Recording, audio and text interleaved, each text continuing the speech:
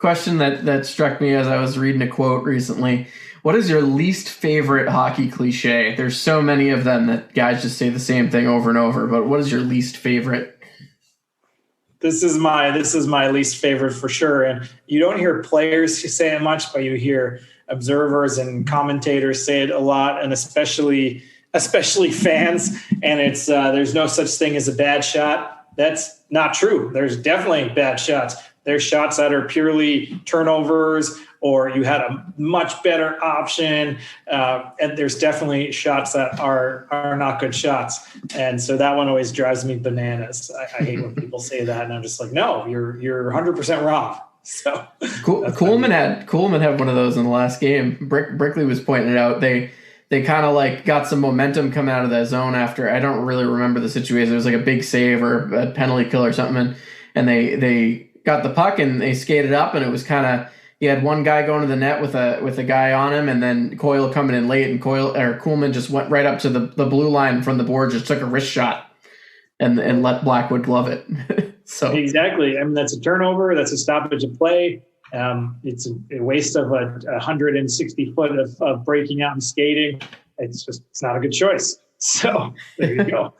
It's interesting, that one as well, seeing as the Bruins took a lot of shots this week, even though they didn't score a ton. So we'll have to get into that one. That one's real relevant to me right now. Yeah. My one that was the one that triggered this thought is he's the first guy on the ice and the last to leave. I was reading a quote from Rick Bowness on Jake Ottinger, and he said that about him. And you hear it about so many guys, but in theory, there could only be 31 guys in the NHL that you could actually say that about, because if you can only have one of those per team, surely not everyone is the first guy on in the last league. Sure. It's like that meme. Surely not everyone was kung fu fighting. But they should be right. They should be kung fu fighters. Just mathematically does not make sense. Yes, no, I appreciate the math nerd in you. That makes me happy. I'm as well. Not that would be, I think, maybe more than a cliche, hyperbole. And I'm not a big fan of hyperbole. It's like let's not say that everything is everything, right? It's just all right. If you want to say he works hard, say he works hard. Don't right. Don't tell me he's the first and last every single time, right? And also, like, he's the goalie, so in all likelihood, he's getting on the ice with the goalie coach or warming up a little bit beforehand, and then usually they stay and stretch a little more. So, like, yeah.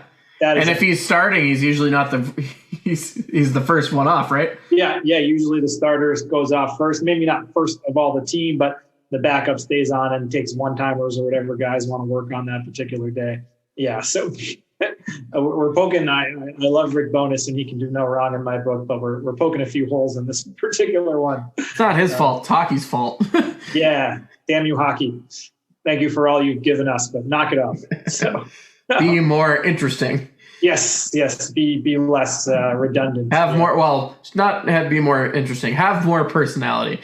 Yes. Pucks in deep. Just got to play our game. Yeah, that's pucks in deep is another one that I hate, because the more and more you look at hockey and how goals are scored, a good forecheck does pay off, and the Islanders did score their game-winning goal on a good forecheck getting pucks in deep. But most goals, more than 60-70%, are scored off of an entry. So, yeah, about that pucks in deep thing. So not always 60-70% of the time, not the best option. So, 60% of the time it works every time. Yeah, 60% of the time it works 100% of the time.